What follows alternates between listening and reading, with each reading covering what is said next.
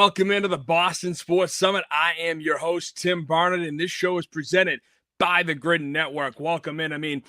This Sunday was not a good one. Not a fun Sunday for a number of reasons. We got Buffalo, beating us after being down 21-0 in Foxborough. The refs weren't the best. And you know how it goes. The refs and everything. But then also, too, we should have won that game. We had opportunities. We just couldn't capitalize in the second half. And then, too, we're going to talk some Red Sox again because I got some comments. I got some hate, about my takes and about believing in what the reporters are actually telling me, which why should I not believe them, right? Also, we got the Celtics obviously lost 2 straight. They're not going to play until Friday, but they are starting to look more like the team we thought they were, right? They're getting beat on rebounds. They, are playing a little bit small. They're still taking the threes. And right now they're around 4th in the Eastern Conference. So we're going to touch on that a little bit. But first, of course, we got to talk about the Patriots. The Patriots are absolutely killing us. And this is, I think, a great way of summing up the game from Sunday. You choked. It was yours for the taking, and you choked. You were ready, and you choked. And it's so true. They choked. What can I say? They choked. And now you have the national media pundits who have been very surprised about how the Patriots have done, myself included. Very surprised that now all of a sudden we're frauds. Listen to Adam Shine from the Mad Dog Radio and his take. Ridiculous take at that. The F word is now officially applicable and in play when it comes to the New England Patriots. And I want to apologize in advance to everyone that I'm going to offend by using the F word. Fraud. The New England Patriots look fraudulent because now you could start talking about the schedule, the strength of schedule, the winning percentage for everyone that they've played. And now you could start talking about Josh Allen being the best quarterback who's on the planet, best quarterback who is going to be in the AFC postseason. And if you can go into New England and win and you're down 21-0, then sky is the absolute limit here when it comes to the Buffalo Bills. And you can go into Denver, and you can go into Jacksonville. And there's a real shot now that Buffalo can win the division, which is crazy. And so now frauds, 30 minutes of football equals frauds? What am I missing? We're not the Kansas City Chiefs of last year who basically won 15 straight one-score games. That's not us.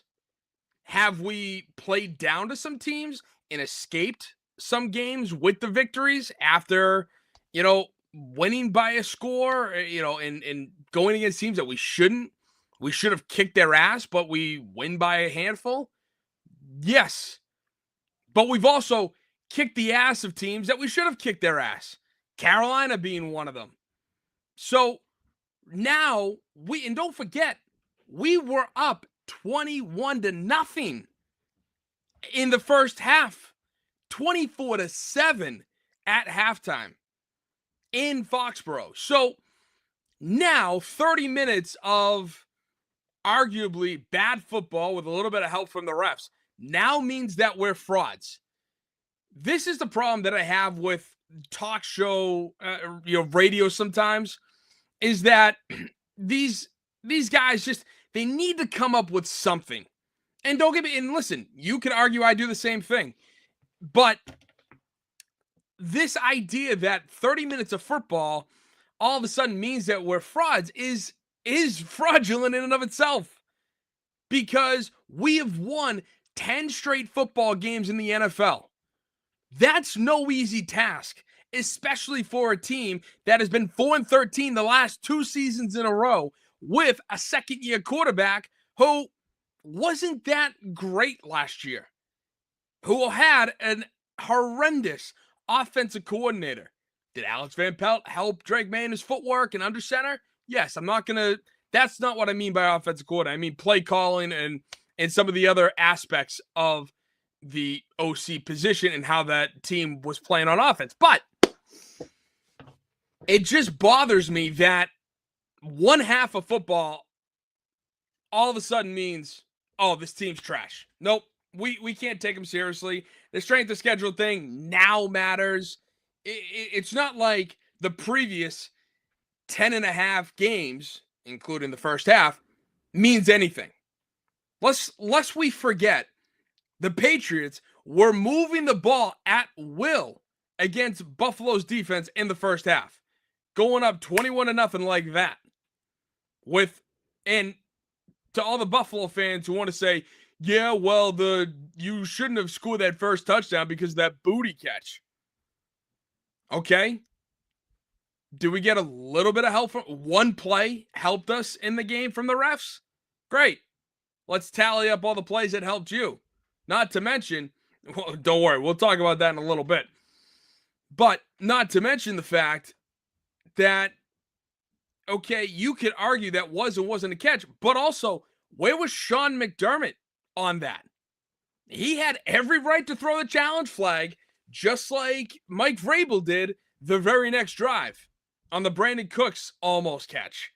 Vrabel was right there throwing that flag out before they could do anything. Why didn't Sean McDermott do that? And you want to tell me, oh, well, he was waiting for the replay assist. You can wait for the replay assist, or you can proactively do it yourself.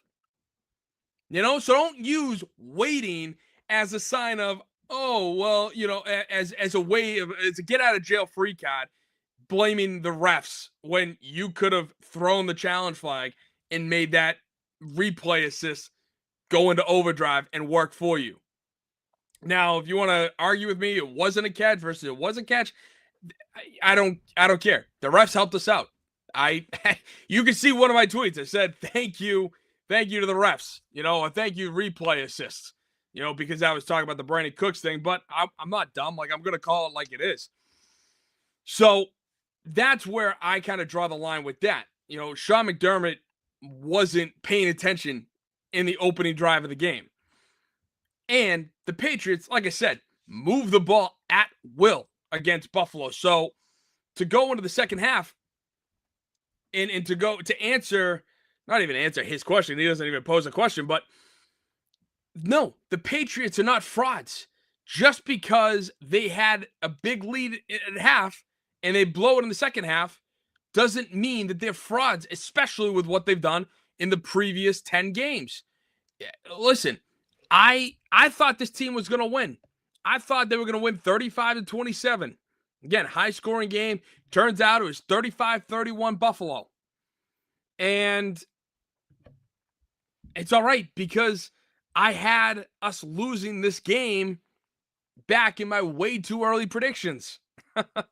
Like, I still am impressed with what this team has done. I'm still impressed with how they've played all season outside of the, week 1 and week 3, where not good. Otherwise, this team is not fraudulent. Now, is it a team that can make a deep playoff run? Yes, it is. And I say that because we were without Milton Williams yesterday. We were without Robert Spillane, who tried, but then did not suit up, which absolutely affected our defense in the second half. The wide receivers were non-existent. Stephon Diggs was double covered. Mac Hollins was the most targeted with 8 targets. Pop Douglas never saw the field, basically, except for a handful of plays. We and Drake May, while having a lot of time to throw, still was uncomfortable. You could tell it was his worst game. Or, hell, his worst half. He's had bad games, but that was his worst half. So, this idea that the Pats are frauds now? Come on. Guys, can you think of something else? Because I came on here last week and said that no matter what happens on Sunday, barring them getting blown out, that my mind isn't changed about this team. This team is legit, regardless of the strength of schedule, regardless of a bad half of football. This team is still legit. And I truly believe that coming out of this game. And it's just, hey, you're not going to win every game, especially with a quarterback as young as Drake May, who is still trying to get, his a feel for everything. It's not that bad. Don't listen to the national media. Don't listen to the naysayers on this team. This team can still make a deep playoff run. Is it going to be harder, especially the fact that Denver won? Yeah, it is. Because the whole thing is to get that number 1 seed. I think it's still attainable, but Denver's schedule just got easier, seeing how Patrick Mahomes is out with an ACL. So that Kansas City game on Christmas Day is not as tough as I would have liked, which sucks. So that means we're probably going to be the number 2 seed as long as we win out. And I think we can. I absolutely think we can. So the whole fraud thing, ridiculous. Absolutely stupid. Just a hot take for no reason, basically, in my opinion. Or a hot take for a very bad reason. Not no reason, a bad reason. Because one half of football means the last 10.5 games have been tracked or have been overrated. Please, get out of here. So moving on to the game day grades. I started off giving A's to Travion Henderson and Ramondre Stevenson. To me, they had the best games out there, with Travion obviously having the 2 massive runs in the game, having 14 carries, 148 yards, and 2 touchdowns, with the 65-yard TD run in the second half there, where he's running to his right. Everybody just goes to the right-hand side. It's all, he runs right into the pile. All of a sudden, he plants his right foot, takes a step back, and then just runs right around everybody. Drake May is his lead blocker. I saw the stat right after the play that Travion Henderson ran for something like 21, 22 miles an hour on that play. Drake May ran 20 miles an hour on that play.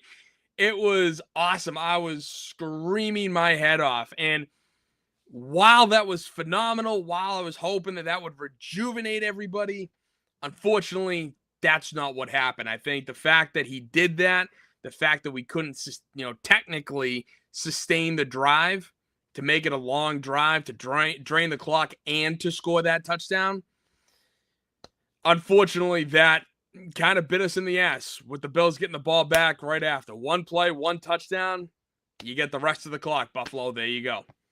So, otherwise, Travion, great day. And then Ramondre. I got to give credit to Ramondre Stevenson. 6 carries, 50 yards, 8.3 yards per carry. He was on top of it.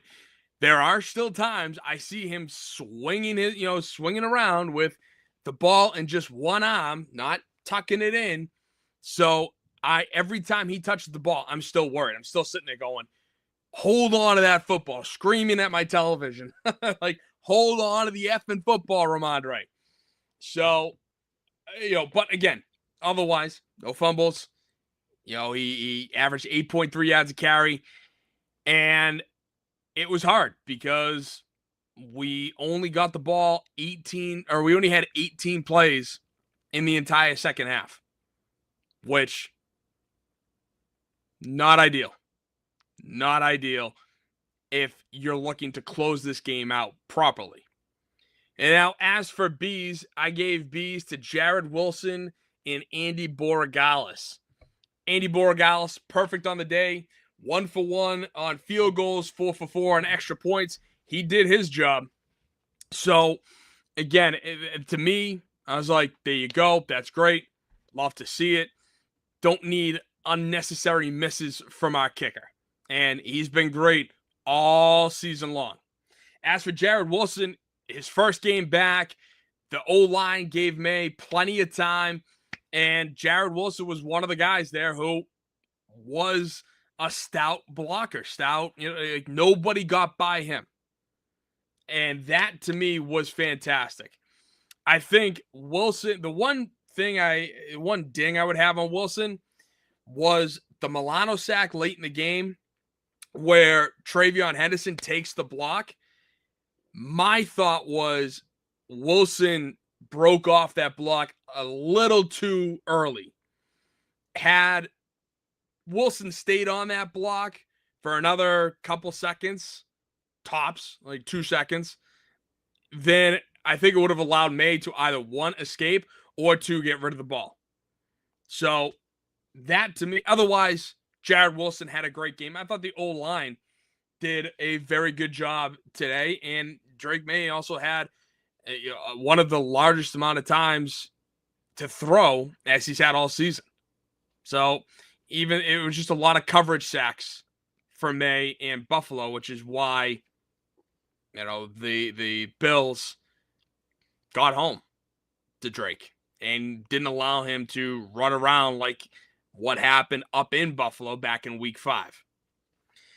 Now, as for C's, I gave C's to the wide receivers and tight ends, which is basically the wide receivers and Hunter Henry, and Vidarian Lowe. Now, with the wide receivers and tight ends, Matt Collins was the best, but he had 4 catches on 8 targets for 41 yards. Hunter Henry had 1 catch all day and had that brutal drop on a crucial third down, must have, that it went right through his hands, a ball that he normally gets, but this time it didn't work. And then Stephon Diggs, 3 catches on 4 targets for 26 yards. There were a couple times where when they were playing man coverage, Diggs wasn't getting open. He was getting double teamed. And Drake May was trying to find him, but just couldn't. He didn't want to throw into tight space, and I don't blame him. Plus, on that last play of the game, the 4th down play, Diggs was clearly being held as he's trying to run around and get open. But the refs, were like 3 blind mice in the second half when it came to helping us. And then Vidarian Lowe, who, again, still had a very good game, but I was pretty upset at his false start on 3rd and 10. Late in the third quarter, 3rd and 10, 2 incomplete passes, and you false start. Go back 5 yards, and then the subsequent penalty made it 3rd and 25. It was just brutal. And had he not false started, and funny, because Buffalo was like pointing at him, saying that he moved, and then all of a sudden, he does move.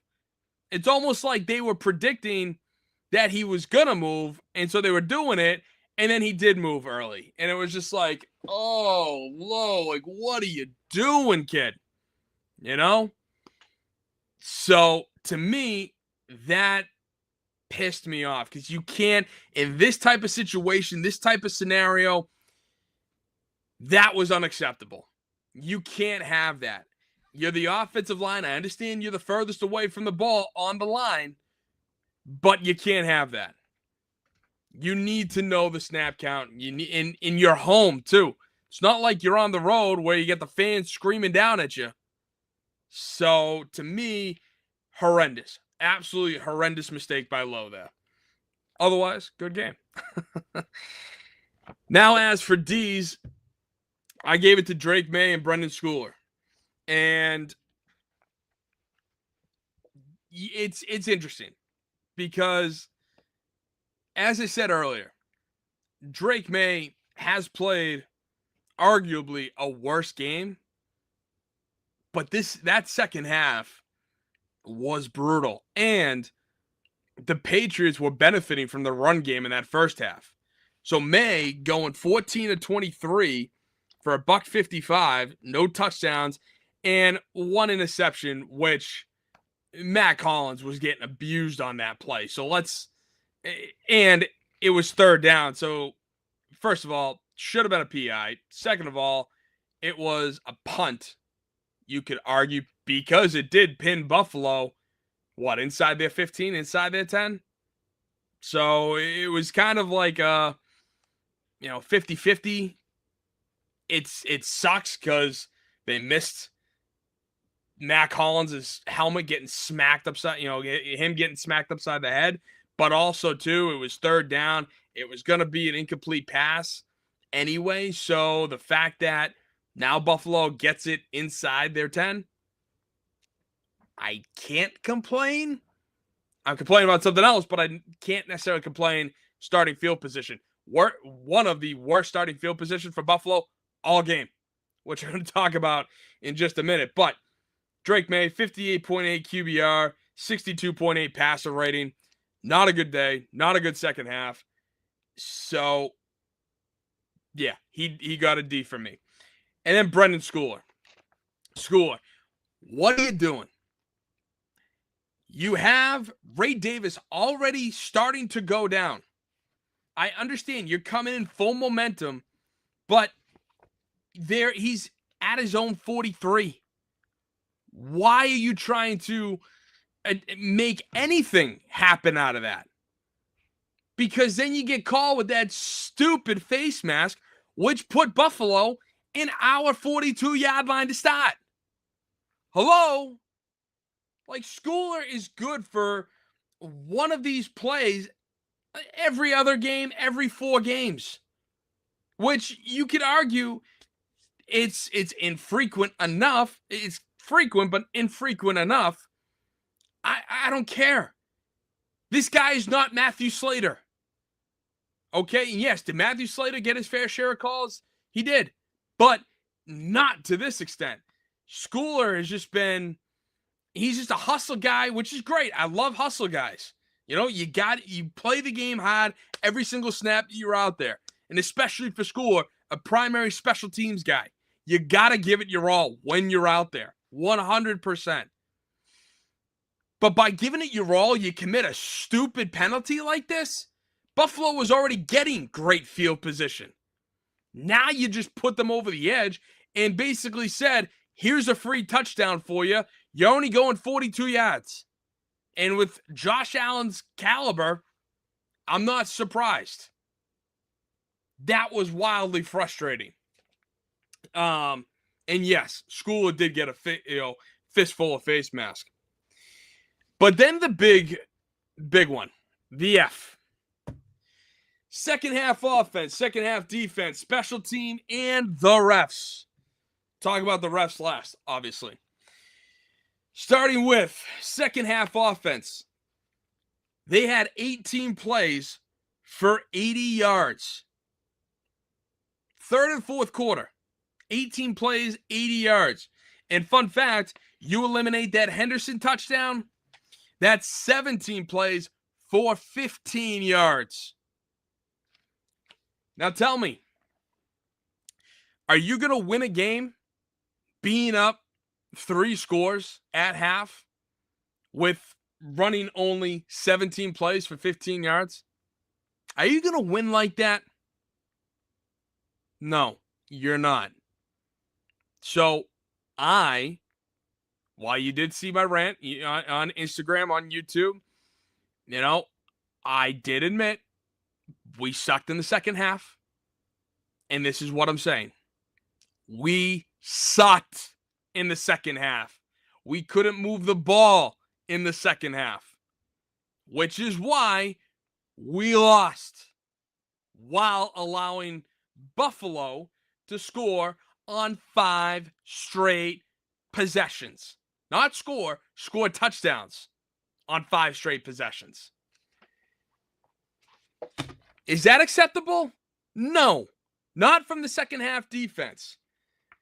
Second half defense, like I said, 5 straight touchdown possessions. I will admit, This is going to get into a little bit of the ref territory and just, in that territory. But it's worth noting. On the third touchdown drive for Buffalo, they were aided by a third down flag on Woodson for his quote-unquote hold, where the definition is you get 5 yards of cushion. They're at the 13. Woodson and Shakir make contact at just before the 8-yard line, and they call that hold. I didn't agree with it. And when I looked it back, I was kind of stunned because there was contact. There was a little bump there. But in terms of impeding Shakir from his route, holding him back, or just grabbing him in general, no. There was a bump at the 5-yard mark, almost exactly. And then Shakir bounces off, gets a step in front of Woodson, but because the pass rush was getting to Allen, he just chucks it in the back of the end zone. It would have been fourth down at the 13-yard line, and then Buffalo would have had to settle for a field goal. So, a little bit of help there. On the fourth touchdown drive, Marcus Jones with the 4th and 3 defensive pass interference, 4th and 2, 4th and 3, which wasn't that which it was slightly underthrown, but Jones doesn't run into contact to the point where he impedes the receiver. He makes slight contact, but then turns his head around like this and then comes up with the ball. Now, I understand a lot of, myself included, Pats fans are sitting there going, wait a minute. Okay, if you're going to throw the DPI, that's one thing. But then to rule that a catch? You had to be blind as the 3 blind mice. You had to be as stupid as an ogre. I mean, yeah, I just quoted Shrek twice. I don't care. You had to be like, it was so asinine. Not once did Shakir have his hands on that football, ever.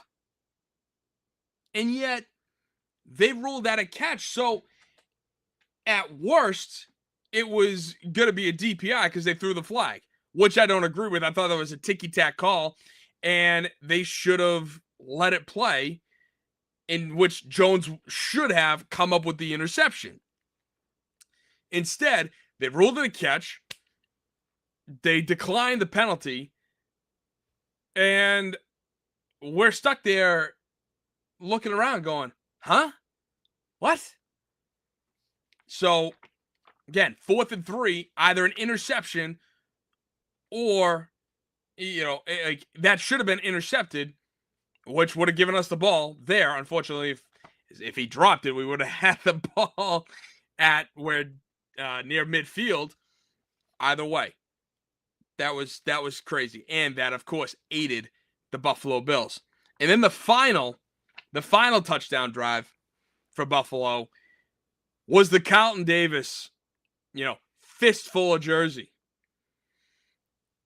I was livid watching that because Keon Coleman is falling down already as Carlton Davis is got a little bit of the jersey, but never impedes him at all, never pulls, never does anything. It's just that Keon Coleman's already falling down, and it should have been an incomplete pass. And it should have forced Buffalo to punt, because that's what would have happened. So, yes, ultimately, the Patriots could not overcome those instances. They couldn't. Which is why 3rd touchdown, 4th touchdown, 5th touchdown. If they were able to overcome it, you wouldn't see 3rd touchdown drive, 4th touchdown, or 5th touchdown. No, you would have just seen 3rd drive, 4th drive, 5th drive in the second half.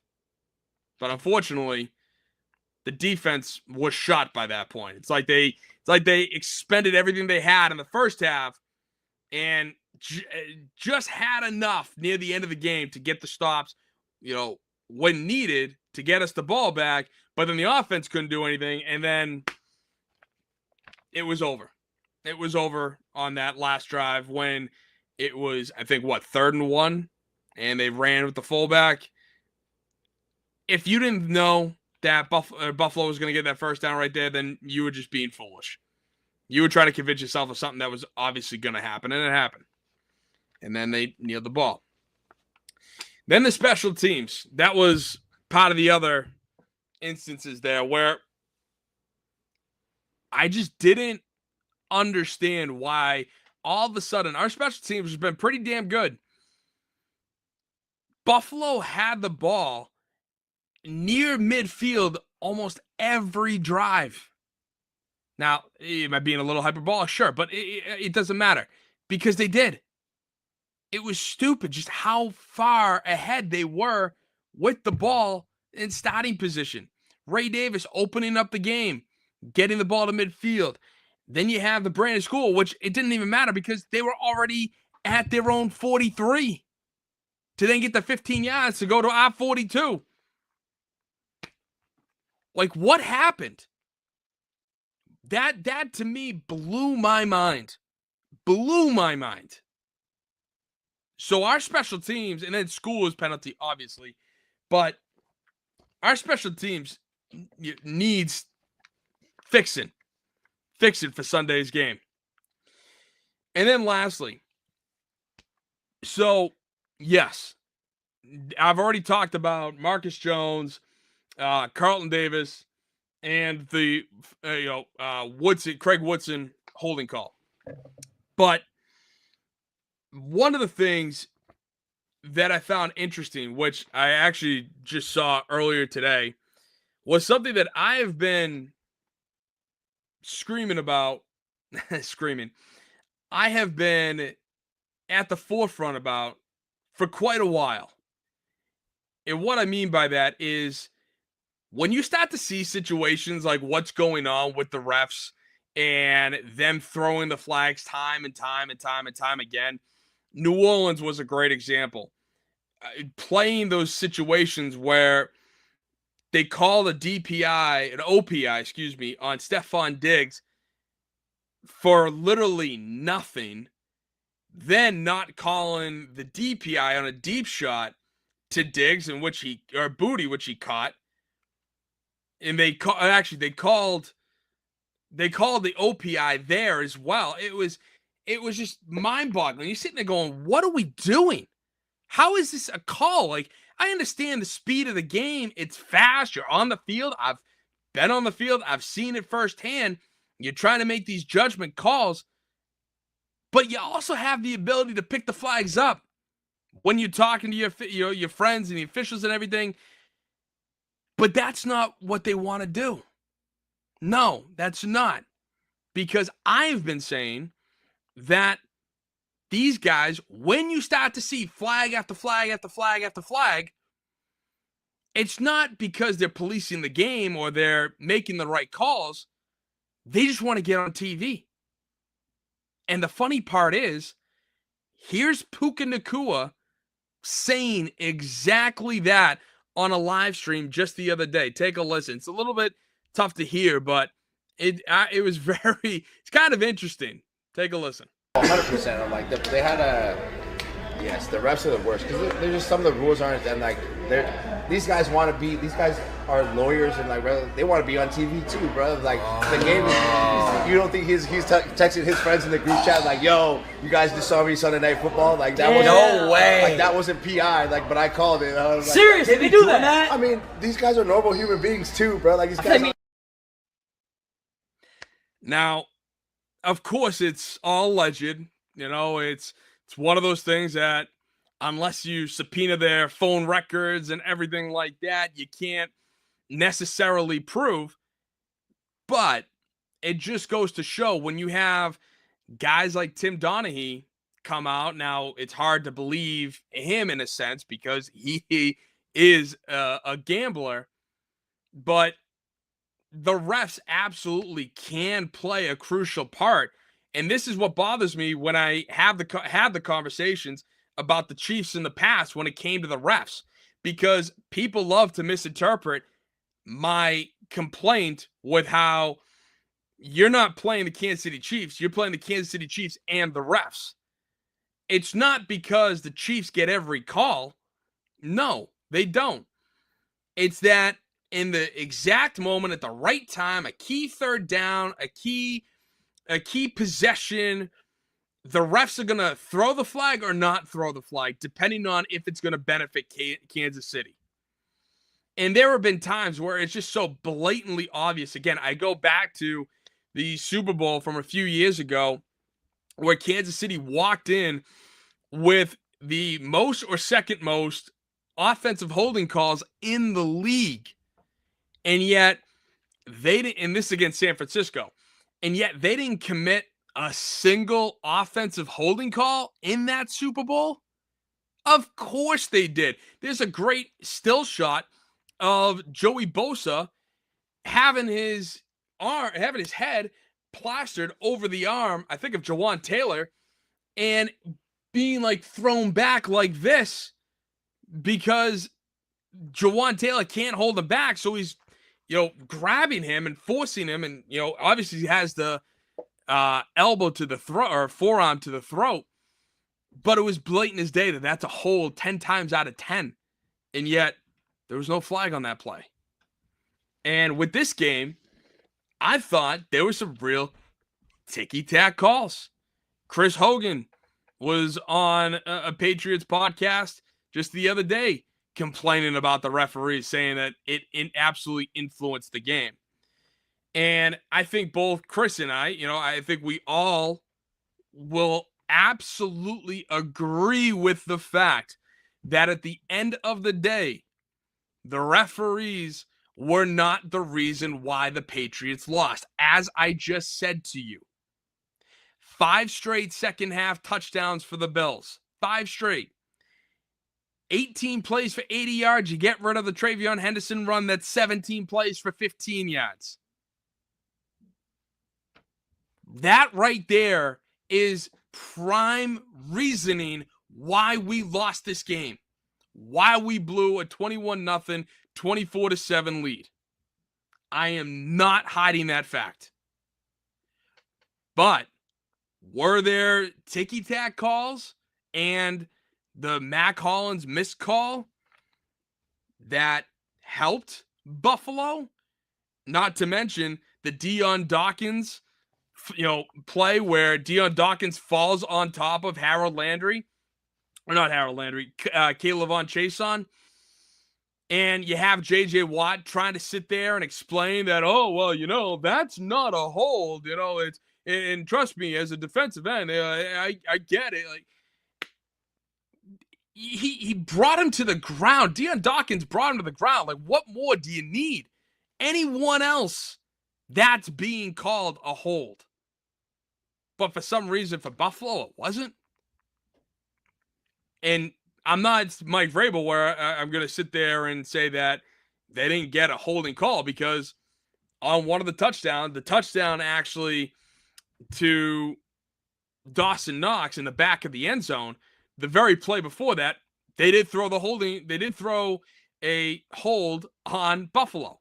Okay, they threw the flag. It was a hold on Buffalo, brought him back, and then the whole, our whole defensive line just collapsed to the right side, and Josh Allen just rolled out to his right and is like, all right, I got all day to throw. Oh, there's Knox in the back of the end zone. Drills him.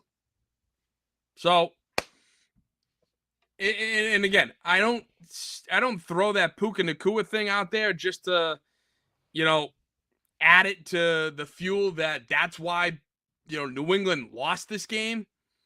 I just throw it out there because I thought that was an interesting tidbit and something that I've been saying for a while. These guys are lawyers. These guys have other jobs, and they get to leave and say, yo, did you catch me on TV tonight? Did you see me? Oh, I threw that flag 15 yards. Oh, that flag bounced out the receiver's head. How funny was that? That was my flag. I'm not saying that that's what they do or why or their motivation behind it. I'm just saying it's a possibility. These guys are on national TV. You don't think that they want to get some screen time?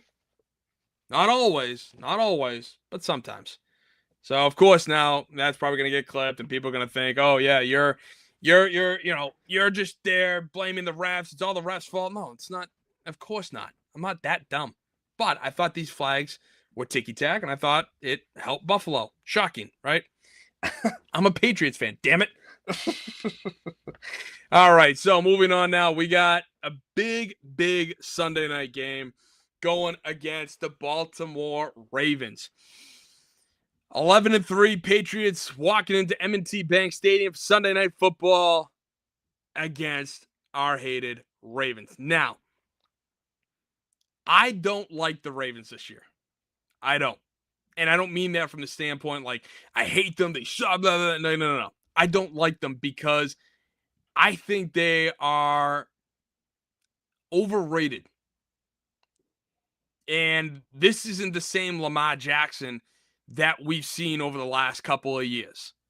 Part of it is because he's been hurt, but Derrick Henry's a little bit slower.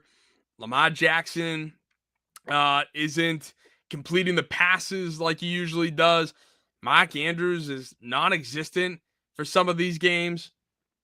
So it was really interesting when I was trying to compare the teams, looking at the positional comparisons, right? I understand Drake May just played a terrible game. But with the way Lamar Jackson has played this year, I'm still taking Drake May. And when looking at it, Drake May has played in 14 games to Lamar's 11. May's thrown for 3,567 yards to Lamar's 2,210 yards. Drake May's got basically a 71 completion percentage to Lamar's 63.5%.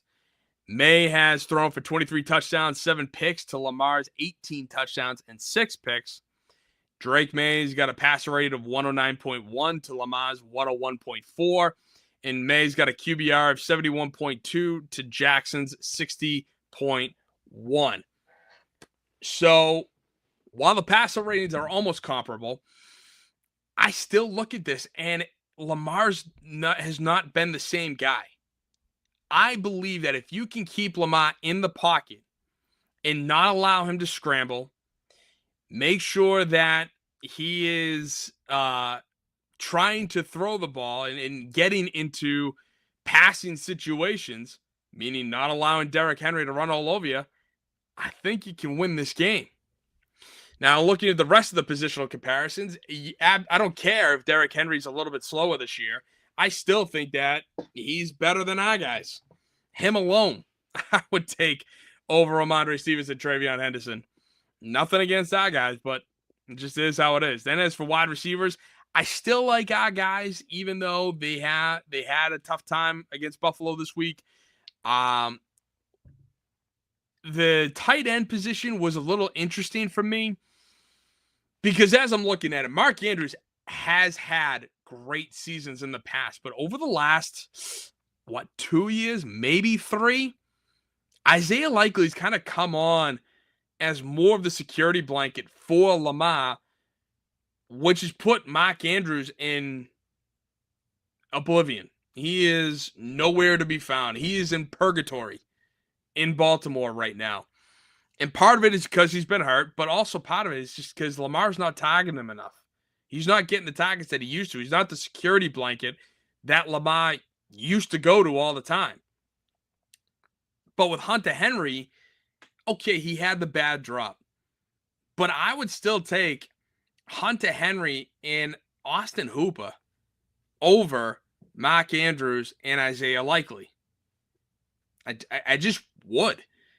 Don't get me wrong. I think they're almost comparable, but my slight edge goes to New England on that one. So then as it comes to the O-line, obviously we're dealing with injuries. I understand Drake May had a lot of time this week, but I still like Ronnie Staley for Baltimore, which is why I take Baltimore. Then as for our D-line, I had a rough game this week, but I like them over theirs. As for the other positions, though, Patrick Queen at linebacker is really damn good. Kyle Hamilton for the Ravens DBs, really damn good also. I like our DBs. On the back end, I haven't seen it enough.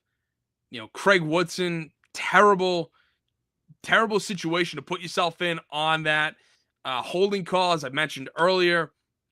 But also, Carlton Davis still getting a little bit of picked on. Marcus Jones still having, guys run by him. Doesn't mean that they're not making it up or they're not playing tough. I don't know. I think Baltimore is just, again, slight edge to Baltimore, in my opinion. Frequent commenter, not Doug, says, I would take Likely over Hooper. And yeah, I agree. I agree with you. Give me Likely over Hooper any day. But at the same time, I was looking at it more as a whole, when comparing the tight end group. So Andrews and Likely with Henry and Hooper. So to me, it was just a very, very slight edge toward the Patriots on that one. But then to round it off, give me Borregales over Tyler Loop at kicker. So that is that. Then moving on to, obviously, the statistics, right? The Patriots' offense versus Baltimore's defense. The Patriots have thrown for 241.8 pass yards per game, which ranks 6th in the NFL, to Baltimore's 233.4, allowing 233.4 pass yards per game, which ranks 26th in the NFL. Patriots have rushed for 122.4 yards per game, which ranks 13th. Baltimore has allowed 111.1 rushing yards per game, which ranks 15th in the NFL. As for scoring, the Patriots are in top 10 in points per game at 27.3, whereas Baltimore is right at the middle of the pack, allowing 22.9 points per game. Now, when we flip things, Baltimore's passing yards is near the bottom at 27th in the league, only throwing for 178.4 pass yards per game, whereas New England's defense is average, ranking 15th in the NFL, allowing 205.1 pass yards per game. Baltimore's offense is 3rd in the NFL, rushing for 146.2 yards per game. That's easy. You get Derrick Henry and Lamar Jackson. So, whereas New England's defense is falling a little bit, ranking 5th in the NFL at 95.1 rush yards per game. As for scoring, Baltimore ranks 14th, scoring 23.9 points per game, whereas New England is 7th, still in the top 10, allowing 19.7 points per game. And I do want to throw this stat out there too. I understand Josh Allen didn't have a lot of field to work with for most of the game, which is why the stat can be a little misleading. But the Patriots defense did hold Josh Allen to under 200 passing yards. Just saying. And so when it comes to my prediction for this game, the big thing is they need to stop the run. They need to make sure that they get Baltimore into passing situations and forcing Lamar Jackson to stay in the pocket, maintain their gap control, and force him to throw the ball and have him beat them that way. Have Lamar beat the Pats by throwing the football, not by running, not by scrambling. And so ultimately, I think the Patriots do bounce back. I think we're going to get off to, once again, a big first half. I hope we can keep it going in the second half. But ultimately, I have the Patriots winning this game. There it is. 27-17. It's going to be a tough one. One of my most vivid memories was watching the 2007 Patriots have to play on Monday Night Football in Baltimore, and that game came down to the absolute wire with Jabbar Gaffney catching the ball at the in the end zone on the side, toe tapping to win the game. Baltimore at night is not easy. It reminds me of going to LSU and playing at Death Valley at night versus during the middle of the day. Not saying that Death Valley during the day is easy, but it's not Death Valley at night. I can just say that right there. So I do think the Pats are going to win this game. And like I said, it's not going to be easy, but they need it. I think they need it for themselves to know that, hey, we can still do this. We lost a tough one. We only lost by 4. When you combine the two games between week 5 versus on Sunday, the Patriots, it's the total scores are 65-64 in favor of Buffalo by 1 point. So you're telling me that this team doesn't think to themselves that we're legit, that we know what we're doing? They know what they're doing. They're going to be fine. I think they're going to be fine. So they're going to win on Sunday. And, hey, we need to get back on track, because if somehow, some way, God willing, that Denver just loses out and we win out, we're the number 1 seed, baby. We get that first round bye. So moving on now to talk some Red Sox. There was some breaking news, which I'll get to in just a minute. But when talking about the Pete Alonso signing, when talking about what I said on the show last week, how you basically, I get so excited to see these guys interested in players, and I know better. I should know better. We got 4 years running at this nonsense. But yet, I still fall for it every single time. So I got some comments saying that, I shouldn't buy into it. And it was so funny how it was addressed, like these quote unquote insiders. Like I'm talking about just some random podcast off the street that just started 2 weeks ago, who has no connections at all. That's my sources, which I was like, what are you talking about? But I'm following actual baseball writers and actual agents as I played the soundbite for you of Scott Boras saying how aggressive the front office of the Red Sox is showing him that we want to be aggressive. And I follow it like gospel because it's the offseason. What do you expect? Like, you need these reports matter, right? Because they're feeding information. It's what I want to hear, and do these reporters and agents use these reports to drive up the price for other teams that they're talking with for the client? Absolutely.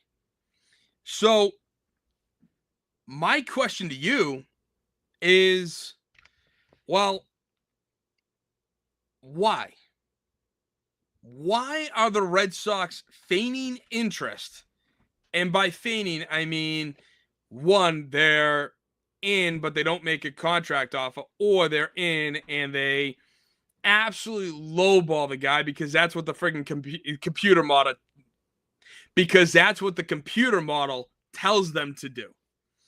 So why are the Red Sox feigning interest in all these free agents, and why do I get riled up by it? Well, because what purpose does it serve the Boston Red Sox to be listed in these reports time and time and time and time again? What does it serve? Because it's only a two-way street. It's only a two-way street when your name is being thrown out there like that.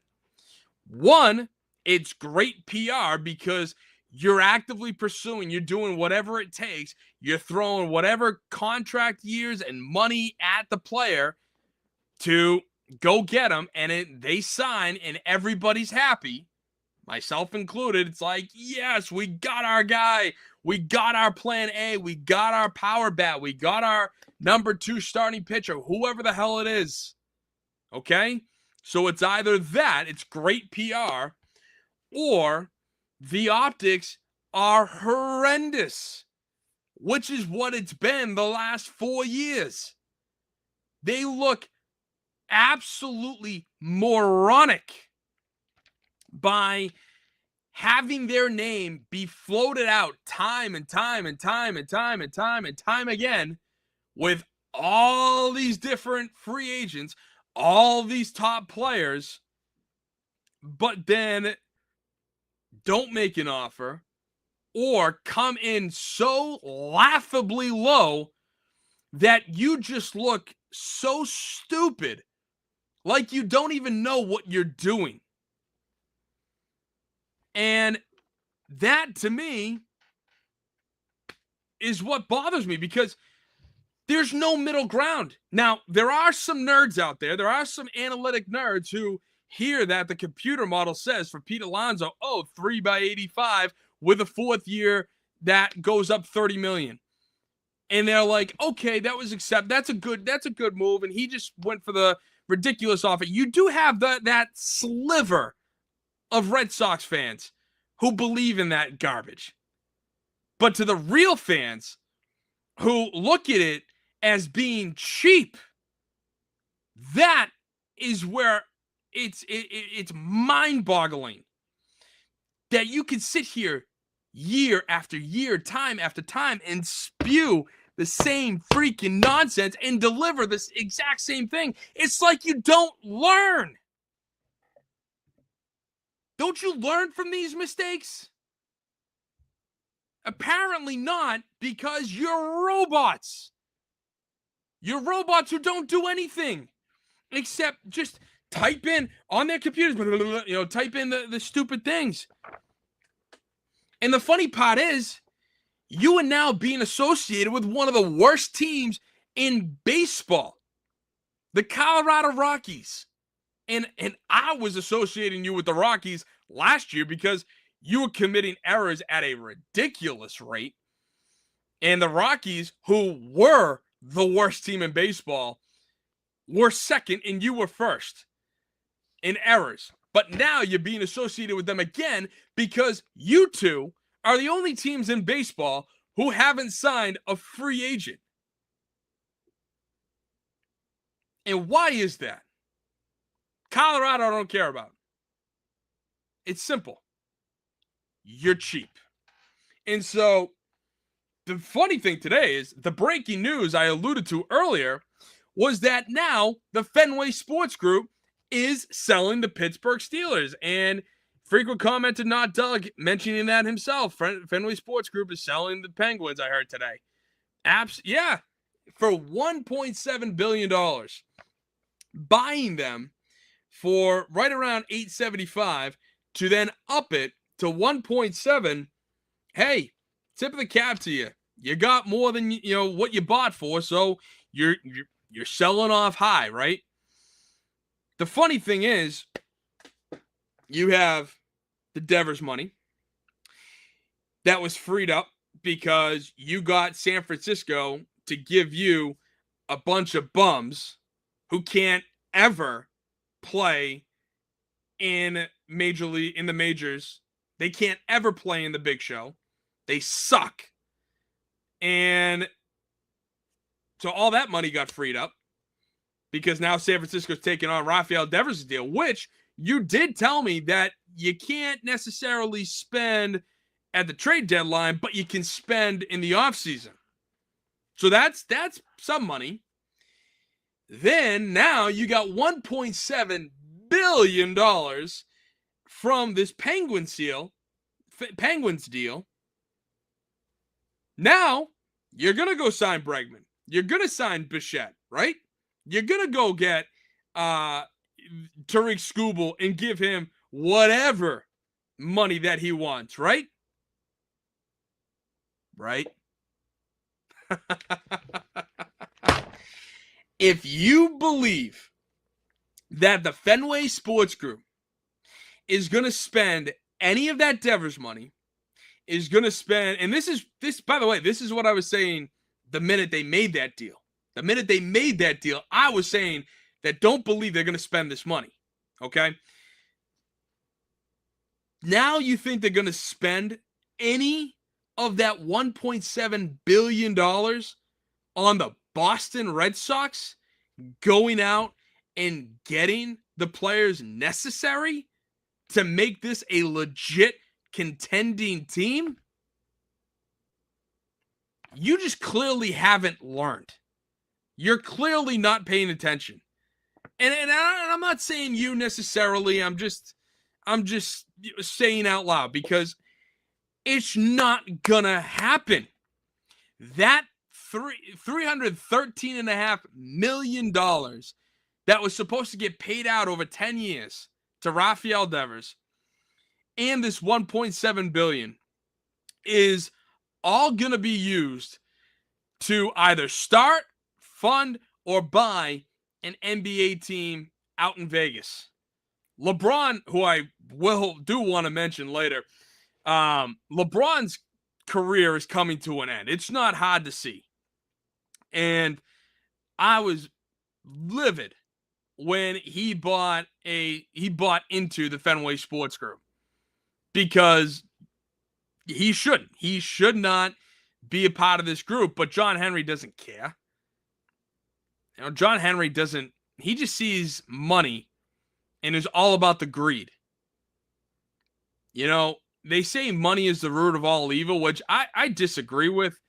Money is, if you prioritize money as your God, then yes, that's when it's evil. But if you use money as a tool to help, then that's a whole different ballgame. But the way the Red Sox and the way the Fenway Sports Group are using it, yeah, I can see it being their God, right? So this is what is insane to me. That they're constantly blowing smoke up our butts, saying that, oh, don't worry. Yeah, we traded Devers for a bunch of scrums, but don't worry, Red Sox Nation. We love you. We are one of you. We want to win just as badly as you do. If you wanted to win as badly as us, that pocketbook would be wide open. And you'd be actually spending money like you were the New York Mets, like you were the LA Dodgers.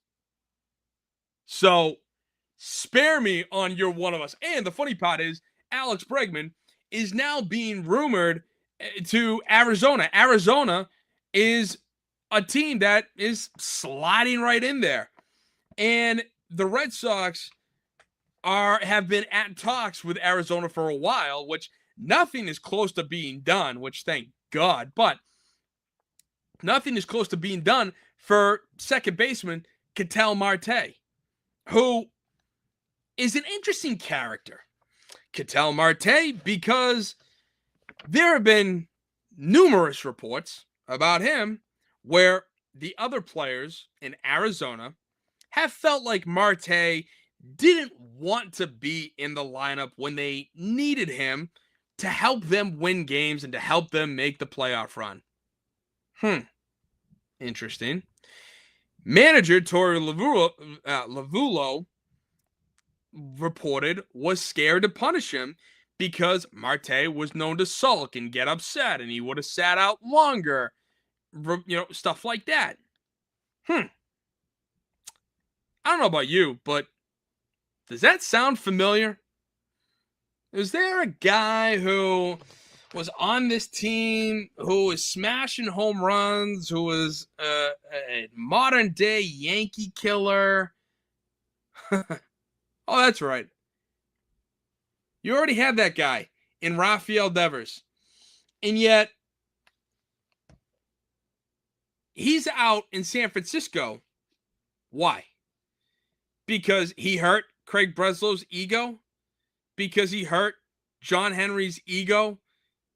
Because Devers wouldn't take a phone call from Henry, where Henry had to get on his flight from Liverpool and fly all the way out to Hobunk, Kansas City, just to have a conversation with a player?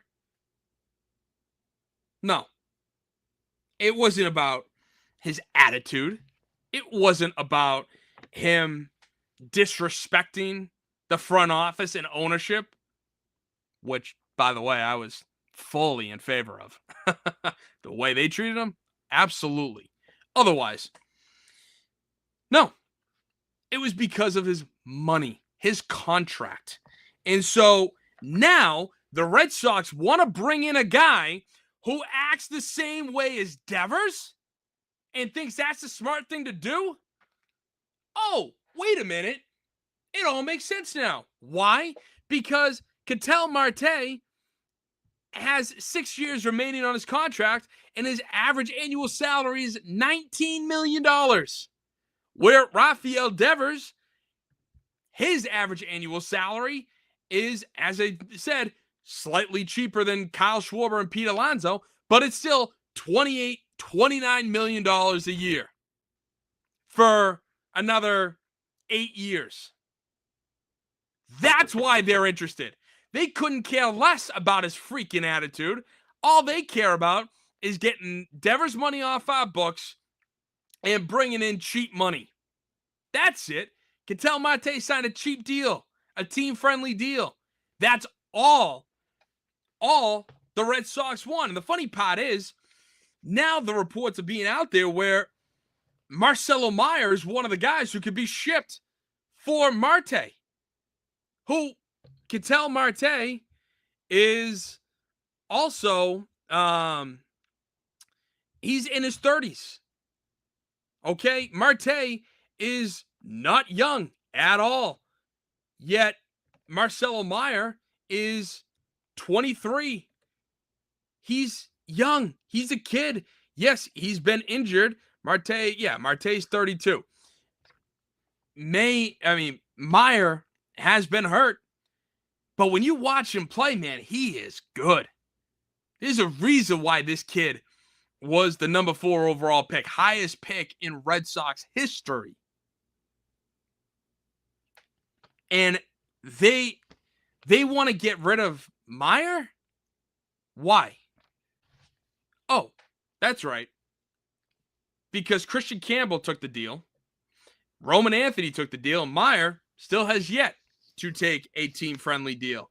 Yet the funny part is, Meyer's not a true free agent until 2032. Why are we doing this?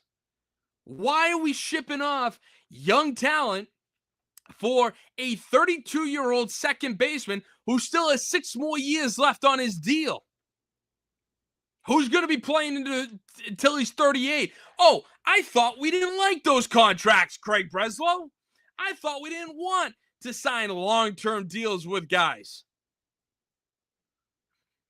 This team is just spinning in circles around one another. They'll tell you this, then the next minute they do that, which contradicts this, which goes to here. It's how many times? It's like it's such a pain in the ass to be a Red Sox fan. As a guy who loves this team, who wants this team to succeed and compete in the World Series every year and do what it takes. But they don't. And then they tell us, they gaslight us by saying that, oh no, we're trying, we're interested. Again, when I said to Pete Alonso that the Red Sox were coming in at $100 to $120 million, I wasn't wrong because they came in at 115, but they really came in at 3 at 85 and then added a 4th year for $30 million, which would have bumped it up to 115. That's what was the contract offer for a guy who got 5 and 155 from Baltimore.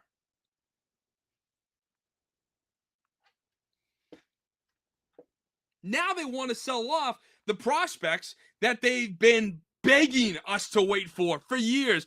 Just please stick by us during the downtime. Stick by us during 2022 to 2024. We promise when these young kids get here, when Kyle Teal, Roman Anthony, Marcelo Meyer, Christian Campbell, when they get here, oh man, we're going to have a team for the decade. We're going to have these guys for a very long time. And now they want to sell off one of those pieces. They sold off Teal to get Garrett Crochet, which I'm fine with. I didn't want to move him necessarily, but if that was the way to close the deal and not sell off any other major pieces, fine. I'm okay with that. Otherwise, you have Meyer, you have Anthony, and you have Campbell. Campbell sucks right now. Meyer is good, but gets injured. And Roman Anthony's a stud. Okay? They are so hell-bent on doing this on the cheap. I don't know if they're waiting for the new CBA to give into the salary cap that the rest of the leagues have. I don't know if that's why, or if they're just like, no, we're never spending money again. We'll use the name, image, and likeness of Fenway Park as our figurehead, but at the end of the day, we hate the Red Sox. And that is absolutely infuriating. The Fenway Sports Group sold the wrong team today. They did. I don't care that they have Fenway in their name. It is a disgrace to Fenway Park. They are a disgrace to the Boston Red Sox. They are a disgrace to Boston in the Boston sports scene. And the irony is they won 4 championships. And yet, Boston Red Sox fans, myself included, vehemently hate them because of how they have pissed on the Red Sox organization and the name that comes with it. They brought us that championship after 86 years, but they have ruined and tarnished their legacy to a point I don't think of any return. Because as it stands right now, is this Red Sox team better than last year's team? No, it's not. We still can't even field a freaking infield. Meyer might be gone. You're telling me that Nick Sogar, David Hamilton at second, Romy Gonzalez, and an injured Tristan Casas is okay? And then you have David Hamilton backing up Trevor Story or Marcelo Meyer moving back to shortstop. Then who's going to play third base? Nate Eaton? This team and this organization is a freaking joke. And it sucks. It sucks as a fan to sit here and have to say that. Because, you know, you have Bo Bichette, who the Red Sox just a couple weeks ago said that they were out on, but now it's being reported that he wants 5 years and 150. Bo Bichette's 27, yet you're hell-bent on going after Ketel Marte, who's 32, who's got a 6-year contract. But, oh my God, Bo Bichette's going to be $30 million a year, whereas Ketel Marte's 19. And with the deferred money against the salary cap or luxury tax, it's 14.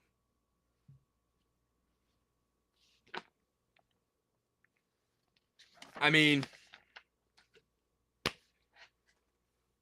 I see these comments, you know, and listen, I take all the comments in, please. You know, I'm more than willing to go through and read your comments. So please comment down below. Boston Sports Summit on Instagram, Boston Sports Summit on X, and then on YouTube, Boston Sports Summit. But to sit there and then say that I'm ignorant or I'm foolish, no, I'm just passionate. And I love this team. I love the Red Sox. I love baseball. But it's so infuriating to see our name get thrown out there for these types of situations just for them to not even come close and then to gaslight us to say, well, we tried. No, you didn't. You didn't try. I don't know. It's crazy. It's crazy. It sucks. And is there still time for them to do something? Of course there is. You still have the rest of December. You still got January. You know, Alex Bregman didn't sign, I think, until late January, early February of last year. Or, well, this current year, but last offseason. So there's still that stuff that can be done. But the way they just go about it is foolish, is ignorant, is you name it. And I'm trying to be polite here. So it's yeah. As it currently is constituted, December 17th, 2025. I don't know about you, but it sucks being a Red Sox fan. So now moving on to the Boston Celtics, who are on a little bit of a 2-game skid right now. The Pistons' loss on Monday was rough. They brought a little bit of extra toughness, which the Celtics, to their credit, did try to fight back with. But that's just not their game. And it showed. When they were missing buckets, it was getting in their head. And they were also out-rebounded. The offensive rebound discrepancy was pretty noticeable between the Celtics and the Pistons in favor of Detroit. And that's part of the reason why Detroit was able to beat us the other night. Even though we did have a chance to win, we had our opportunities to come back. The Celtics just cannot close games out. They cannot make. They came back, but then when it really mattered, missed some key shots against the Bucks. They had the lead at the halftime, and then had an abysmal 27-13 discrepancy in the third quarter alone, which gave Milwaukee all the opportunity to build up, a substantial lead. And then Milwaukee still even won the fourth quarter. And the funny thing is, the Celtics got out rebounded versus the Pistons, but in the Bucks game, the Bucks had 50 points in the paint to the Celtics 28. Just simple things that they are showing they're small. They don't take physicality well. And it's an easy thing to see that in the future, if you're going to beat the Celtics, whether they go out and get a big man or they wait until Tatum comes back, which if we let things lie as is and then get Tatum back, it's going to change, but I don't know by how much. So the physicality obviously matters with this team, and we don't have that right now.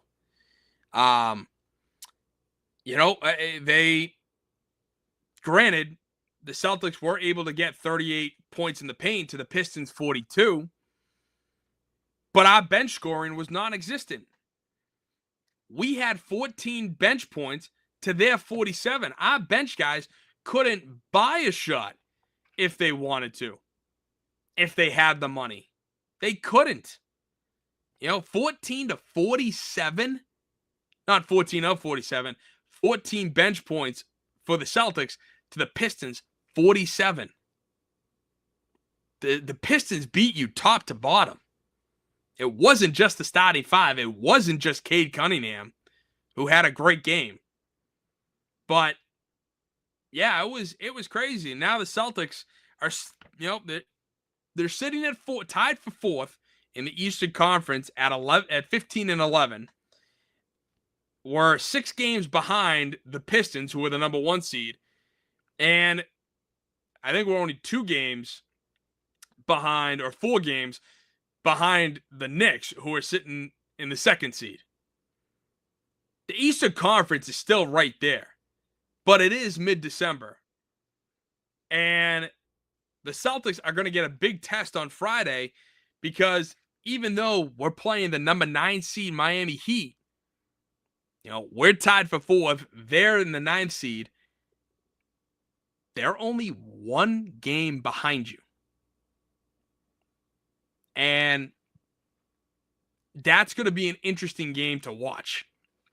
to see if they can take that physicality and be able to, hey, learn from it and stop being and play the game the way they want to, which means actually hitting your threes, which you guys all know where I stand. You know where I stand on the 3-point attempts. I think it's absolutely foolish. Taking 100 threes a game. You're spending a majority of your shots from behind the 3-point line. That's not a good way of playing the NBA. It's not a good way of playing basketball. It's not an entertaining product either. But Celtics got a big test. I mean, they play 82 games and we're 26 games in. I'm not saying that the season's near its end, but we're a good portion through. We're about a fourth of the way through. So now the last thing I do want to talk about came up in the NBA on Sunday, where LeBron James and Dillon Brooks absolutely were going at it. And while that does make for an entertaining product, even though I just call the NBA not a good product, it was the way everything kind of went down that bothered me and bothered a lot of people. Because as we all know, the NBA is a superstar league. It runs on the superstars. LeBron, Curry, Jokic, SGA, just to name a few. But with what happened with LeBron and Dillon Brooks, so to set the scene, the start of the game, Dillon Brooks got a technical with LeBron, and there was a little talking going on after, nothing big. Then later on, the ball was bouncing high up in the air near the baseline. It was going out of bounds. The referees blew the play dead. So as Brooks is trying to go retrieve the ball, my thought is he heard the whistle, realized it was a whistle, and then just bounces the ball, just a quick little tap like that, and the ball goes off LeBron's shoulder, and LeBron lost his mind. Lost it. To the point where he was being restrained by one of his teammates, but grabs a referee. And this is where the controversy comes in, because if you see right here at the top of the screen, his teammate is holding him back. Referee's trying to hold him back. But then in the next page over, you see LeBron deliberately grab the referee underneath the armpit, trying to tell him that Dillon Brooks needs to be ejected, right? He needs to be ejected. That was a cheap shot, which is really funny because, just a side note, I watched a video doing research on this. I watched a video of LeBron falling out of bounds. And you know how guys, when they are falling out of bounds at the baseline, or they throw the ball to have it go off the defender to then bounce back so it stays, your ball. Well, LeBron doesn't just throw the ball off the defender. And it's not even him going out of bounds all the time. He will take the ball, wind up over his head, and full crunch, just whoosh right at it, and has drilled multiple players off the stomach, off the area, where these guys are physically down and out because they're not paying attention. But LeBron is coming in full power, doing it. And it's not like a cheeky little, hey, I'm falling out of bounds, and like a quick chest pass with enough force to have it bounce off the defender and roll out of bounds. No. He just comes in and wham! Is deliberately trying to hurt guys by doing that. And so Dillon Brooks, all he did was just, smack, like volleyball. Either smacked it or closed fist, just tapped it. There was zero ill intent. It was more of a, get in your head type of thing. And people want to say Dylan Brooks is a villain in the league and this, that, and the other. And while while he could be, what he did was cheeky at best. It was all right, whatever. But LeBron's overreaction to it just goes to show, right? So he grabs a ref, and by NBA rulebook comments on the rules number 2-E, physical contact, suspension. Any player guilty of intentional physical contact with an official shall automatically be suspended without pay for 1 game, a fine, and or longer period of suspension will result if circumstances so dictate. You're not telling me that guys who have grabbed referees haven't got immediate ejections, then get suspensions? No. They have. And a lot of these times, guys are running to the referees, just grabbing their jersey just to say, hey, no, like, this is what actually happened. Look, like, I'm trying to talk to you here. And they get ejected for cheeky things like that, little things like that.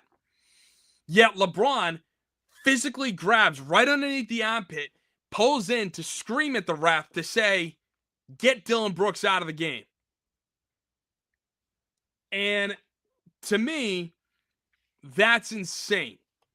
Like, that is so asinine, because even in the rule books, it says, hey, even if you don't eject him, he is guilty and deserves a 1-game suspension because it's intentional physical contact. Now, he's not going to get suspended. I think that time has already passed. If he does, I'll be shocked. But LeBron takes so many off days anyway. Why isn't the NBA just going to give him that, right? You know? So that is insane to me. And frequent commenter, not Doug, also saying he should be out at least 4 games. I mean, I think 4 games a little much, but yeah, absolutely. He absolutely should be suspended either way. But then when you look at the pictures on the left-hand side, so Dylan Brooks doesn't get thrown out.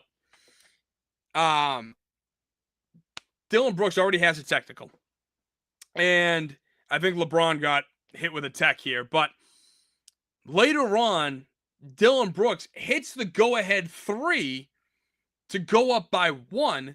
And as he's doing it, LeBron is coming in, and he kind of comes in a direction where, so if you're shooting, right, like this, he comes in this way, and as he does kind of tuck his head, you see his right arm. I don't know if it's open fist, closed fist, or just knuckles, whatever. But his outside arm does come across his body to allegedly tap, punch, or smack Dylan Brooks in the ribs.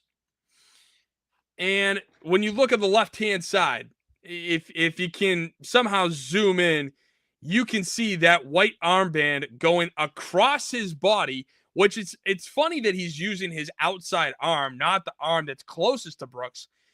But on the bottom left-hand corner of the screen, you can see that arm coming in. And then Brooks obviously falls to the ground, stands up, and does the bump to LeBron right there in the picture right next to it. And LeBron kind of flops, kind of is like, shaking up and falls away, but doesn't fall on the ground. And Brooks gets hit with a technical. So that ejects Brooks from out of the game. LeBron then goes to the line, and it's funny because JJ Redick, after the game, with a little bit of honesty, says that, or publicly stated that LeBron was not supposed to take that technical, that Luka was supposed to take that technical. Why is the coach calling him out like this? And I understand people want to say that, hey, that would have been if SGA, if Jokic, if Giannis, Steph Curry grabbed a referee, they also would not be suspended. Now, a couple of those guys I would argue would, but Curry would not.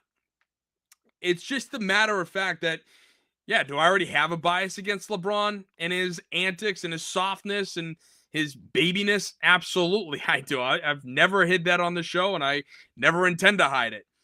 But it bothers me because then all of that goes down. LeBron then gets three. He goes up for a three, gets barely touched on the hand before he even goes up. He's still on the ground, gets barely touched in the hand, goes up. The refs call it. He goes to the line, misses the first one, makes the next two. The Lakers win the game. The worst part is LeBron then states after the game that you'll see in the bottom right-hand corner here, just competing. It's the NBA. No boys allowed on getting chippy with Dylan Brooks. I'm sorry. That is not just competing. No boys allowed. It's the NBA. No. You were being soft. You were being a crybaby. You wanted Dylan Brooks gone after he punched the ball and it went off your shoulder. That wasn't a soft, or that wasn't competing that you got that riled up, that emotional. That just goes to show LeBron's insecurities right there. And the fact that the NBA this doesn't mean that it's rigged, but is such a league that is run by the inmates, basically, that LeBron's not going to be suspended, even though a vast majority, if not all other NBA players, would be suspended for the way he grabbed that official. And the fact that the official didn't immediately throw LeBron out because he was grabbed in such a way just goes to show that what Tim Donaghy said on the Untold Netflix documentaries, which again, I think I believe certain things, but not everything that he says. That is what I believe. I believe the fact that what Tim Donaghy said about, hey, you don't call that on the superstars. You don't call these things on the superstars. You don't call it on LeBron.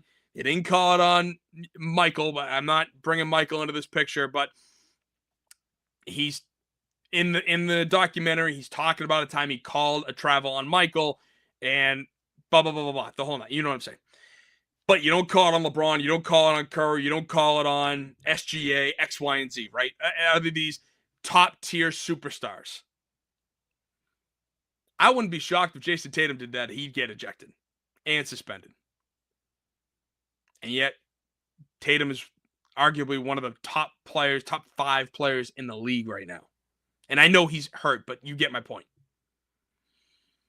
So, I had to talk about that because it's stuff like that pisses me off and just, goes to show that the NBA product is not good anymore. I love the sport of basketball. I love watching the sport of basketball. I love playing the sport of basketball. It's a great sport. It's so much fun, and it's so entertaining. The ebbs and flows of the game. But with how the NBA is calling their games, with how the game is being played, with all the three-pointers and the lack of underneath big men, the lack of the Shaqs at the Lakers, Ewing with the Knicks, Hakeem Olajuwon's, you don't see that anymore. And it's sad. It's tragic. You're eliminating a whole part of the game just to have everybody sit behind the three-point line. It's wildly frustrating. And if we want to live in a just society, I'm sorry, LeBron needs to be suspended. At least one game. For how he intentionally... Wait, what is it again? I just want to make sure I'm reading this right. Any player guilty of intentional physical contact with an official shall automatically be suspended without pay for one game. There it is. There it is. So, listen, I want to thank you guys for sticking around and watching the Boston Sports Summit. I am your host, Tim Barnard. We are presented by the Grid Network. Once again, if you could just please give a like, share, subscribe on all my social media platforms. That would help out tremendously. It is free for you to do, and you can turn on the notifications anytime I make a post.